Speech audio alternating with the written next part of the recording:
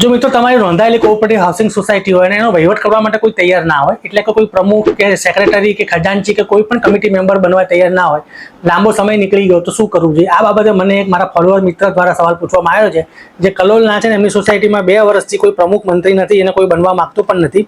તો સોસાયટીના વહીવટ માટે શું કરવું તેવો પ્રશ્ન પૂછ્યો છે. તો આના માટે આ વિડીયો બનાવ્યો છે. તો તમે લાગતા વળગતાને વધુ શેર કરજો અને મને ફોલો કરવાનું ભૂલતા નહીં. તો મિત્રો, જો નોંધાયેલી સોસાયટી હોય, હાઉસિંગ સોસાયટી હોય કે હાઉસિંગ સર્વિસ સોસાયટી હોય અથવા તો કંપની એક્ટ હેઠળ નોન પ્રોફિટ સોસાયટી હોય, તો વહીવટી મંડળ તો હોવો જરૂરી જ છે. પણ ધારો કે કોઈ બનવા નથી માંગતું, તો તમે આ બાબતમાં ડિસ્ટ્રિક્ટ રજિસ્ટ્રારમાં અરજી કરી અને ઇલેક્શન કરવા માટેની માંગણી કરી શકો છો.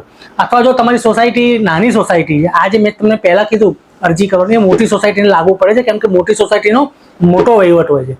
પણ ધારો કે નાની સોસાયટી હોય અને એમાં બધા તમે લોકો ભેગા મળીને કરી શકતા હો, અથવા સંપ રાખીને કરી શકતા હો, તો જે પણ લાઇટના બિલ આવતા હોય, એટલે લિફ્ટના એના બિલ આવતા હોય કે પછી સફાઈ કામદારના બિલ આવતા હોય, ગાર્ડનિંગના એવા જે કોમન ખર્ચા આવતા હોય, એ કોમન ખર્ચા તમારે સંપ રાખી અને જે પણ દર મહિના આવે એ વહેંચી લેવા પડે અને દર મહિને પ્રમાણેનું મેન્ટેનન્સ ભરવું પડે. બાકી કોઈ પણ સોસાયટીમાં પ્રમુખ મંત્રીની જરૂરી તો છે જ, કોકને કોકે તો વોલન્ટિયર કરવું જ પડે.